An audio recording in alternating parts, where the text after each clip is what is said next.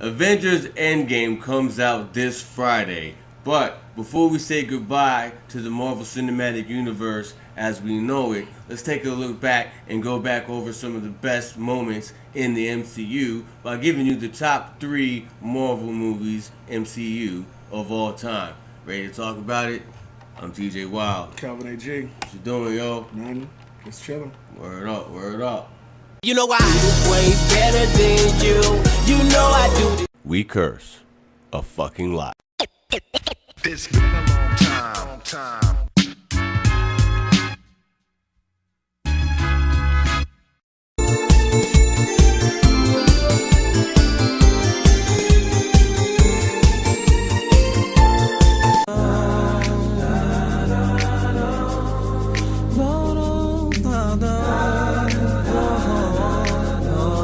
As TJ Wild mentioned, we're going to go through our top 3 MCU movies as of today.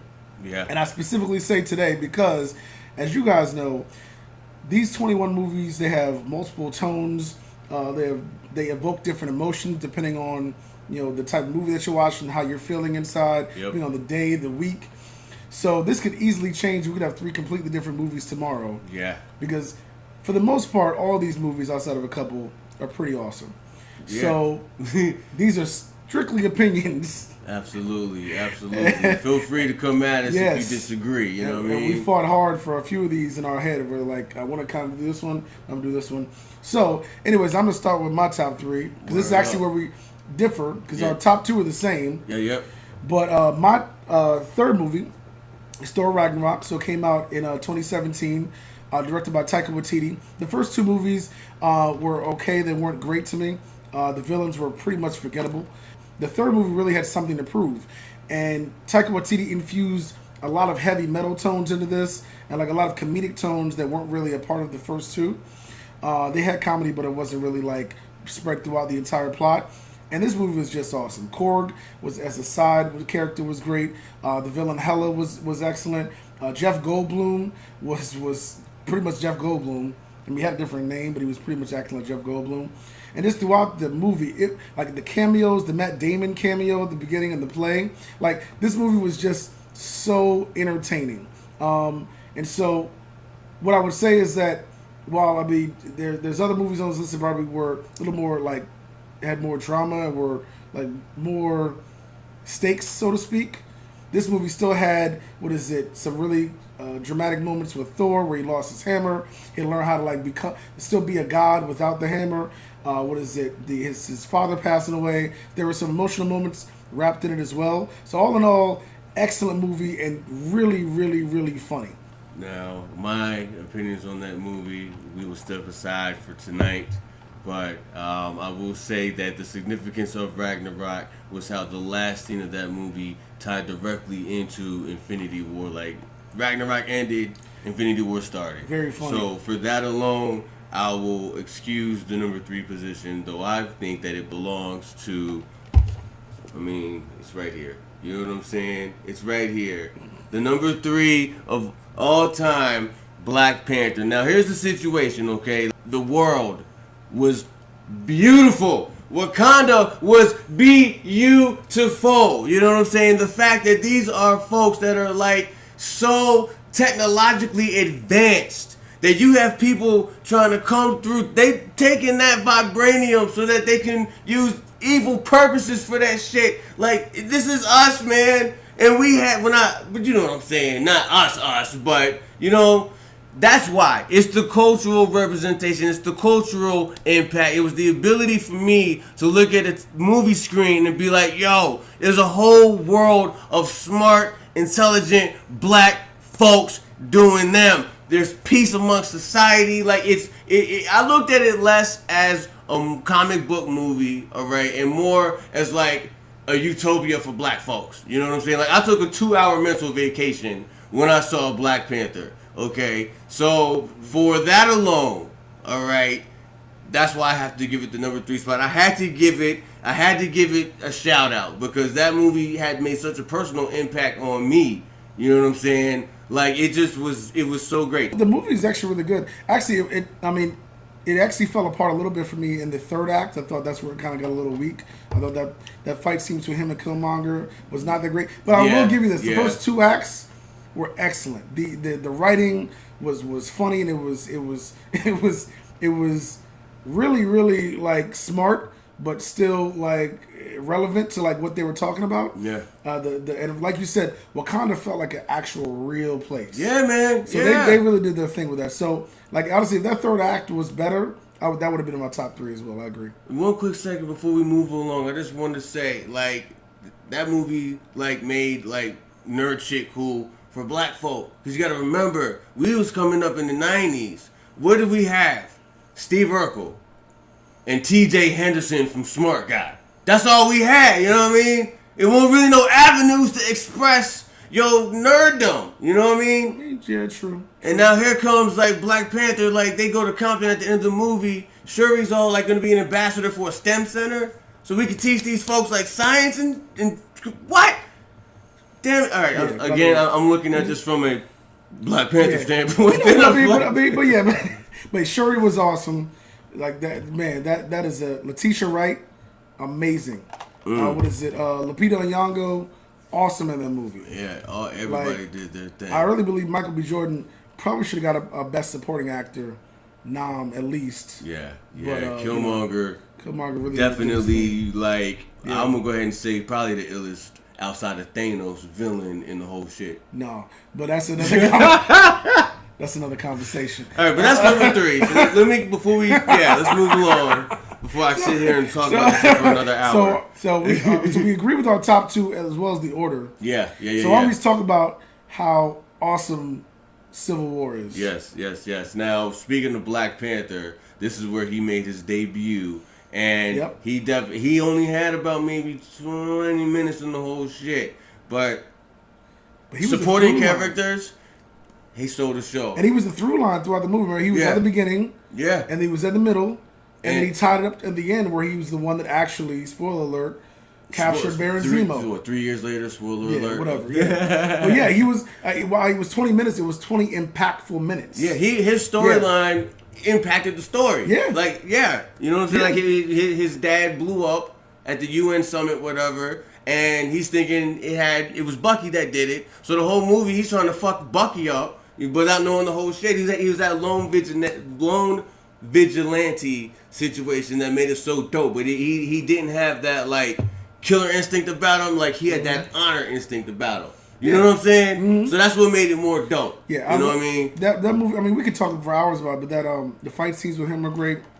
The fucking highway scene when motherfucking awesome. Bucky, you know what I'm saying, was running, saw the dude on the bike, took the bike. You know, it was so awesome. Yo, like the whole scene. Even the fight where he fought him without his suit, like where Bucky first escaped. Yeah, and like they all were trying to like fight him, and actually BP actually like beat him, and like he actually won that hand-to-hand combat. That's when I knew he was like he's that dude. Black Panther was awesome, but we also have to say the debut of the greatest comic book character of all time. I'm sorry. Yeah, man. Yeah. Spider-Man still. That's actually why Homecoming was also going to be one of my top 3.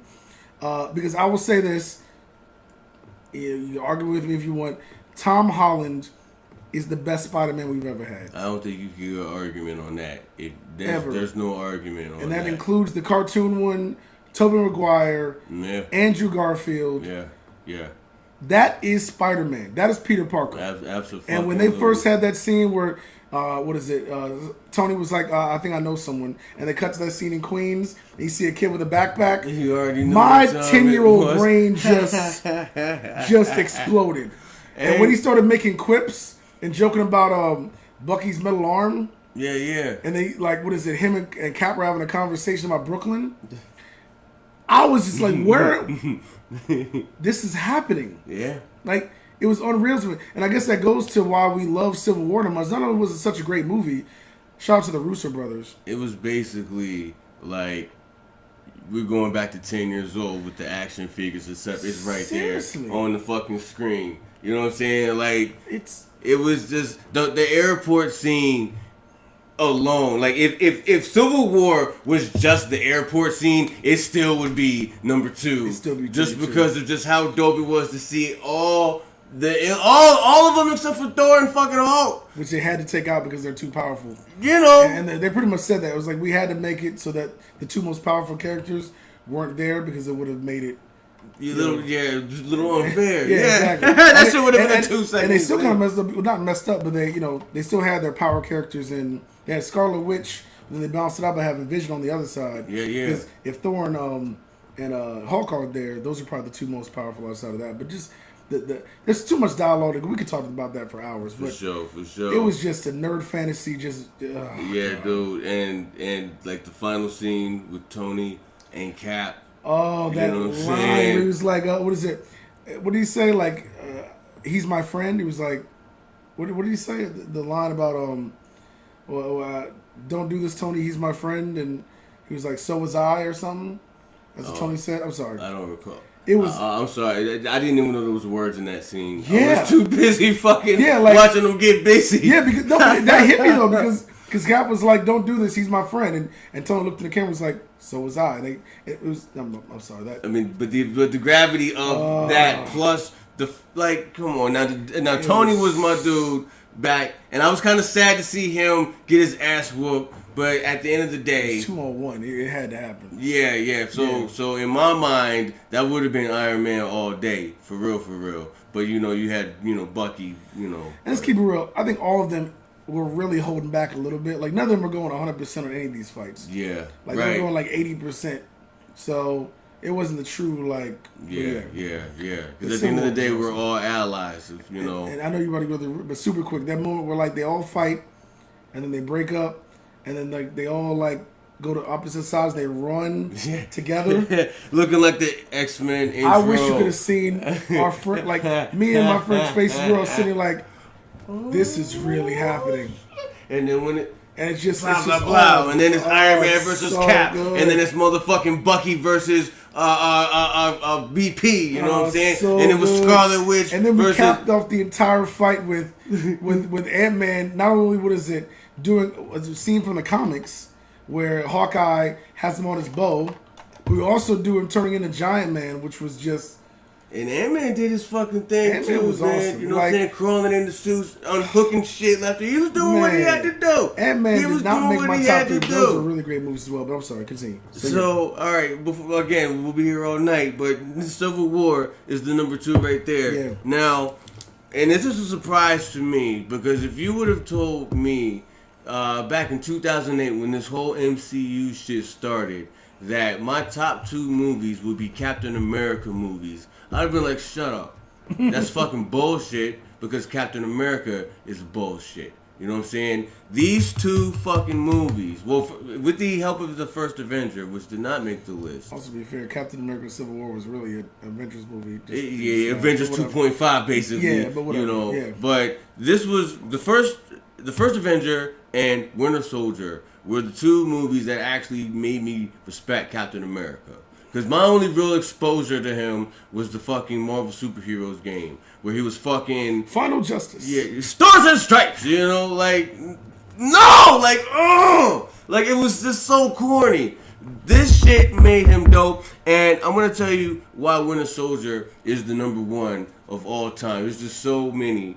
But the top 2 for me is number 1, it is the least comic book movie of the whole shit. Yep.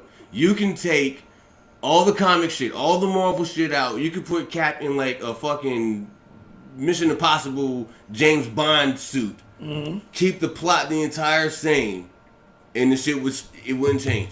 Nope. It wouldn't fucking change. It would still be just as fucking good. Nope. You know what I'm saying? I agree with 100%. And number 2 is the implications of what happened once it was revealed that S.H.I.E.L.D. was infiltrated and compromised. The fucking implications sent ripples through the MCU and beyond. Yeah.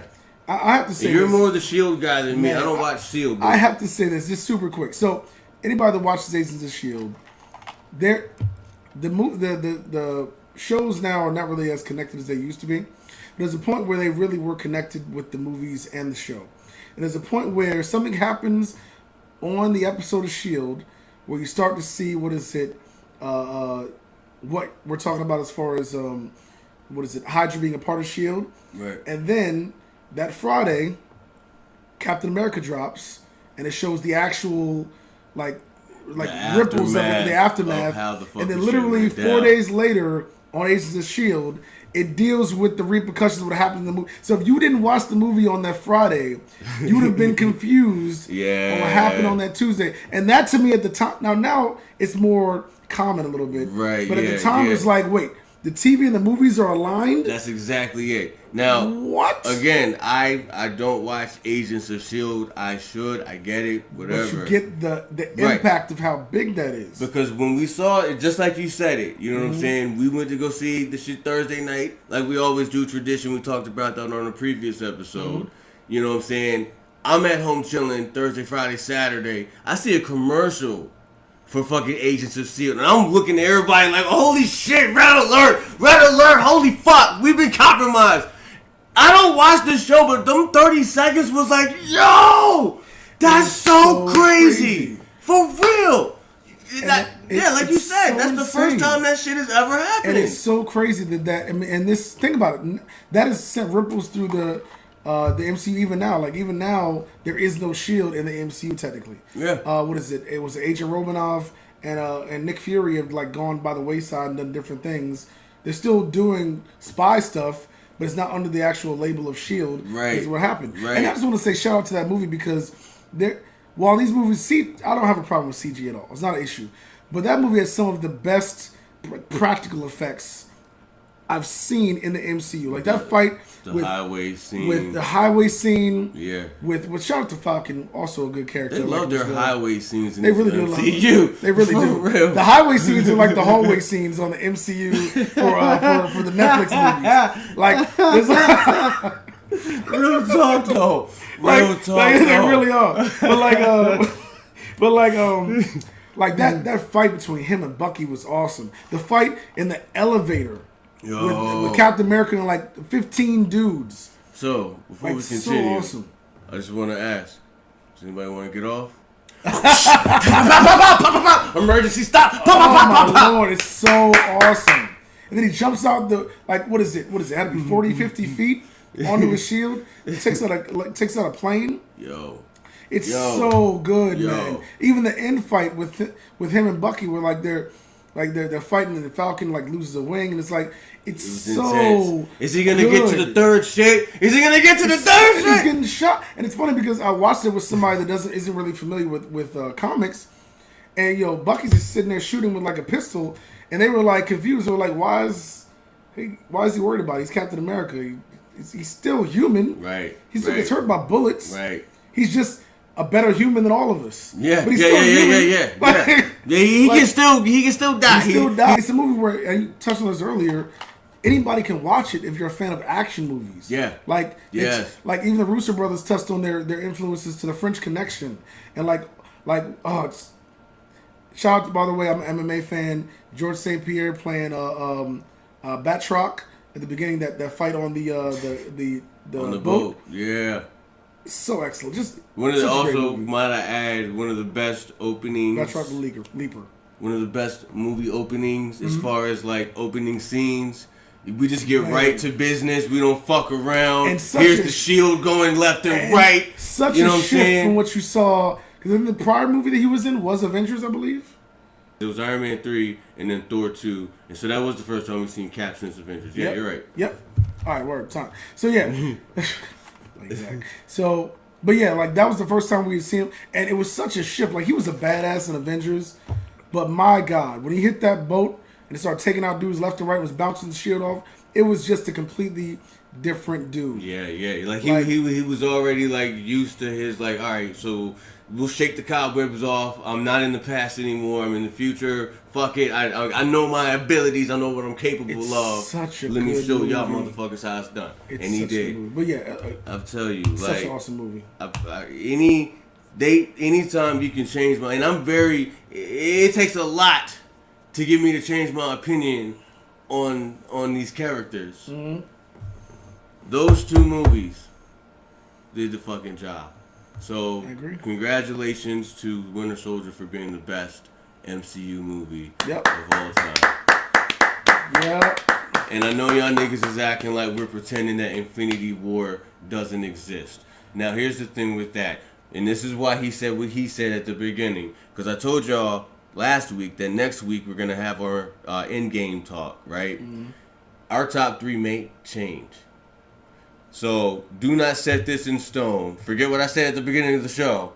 This is not set in stone anymore because we're probably going to end up changing some shit around once Endgame drops. And we're going to let you all know that next week. But until then, I'm TJ Wild. Calvin AG. What you doing, yo? Nothing. Just chilling. Word up, man. Until next week, the power is yours. Captain Planet, he's our hero. Gonna take pollution down to 0. Wait, I think I fucked that up.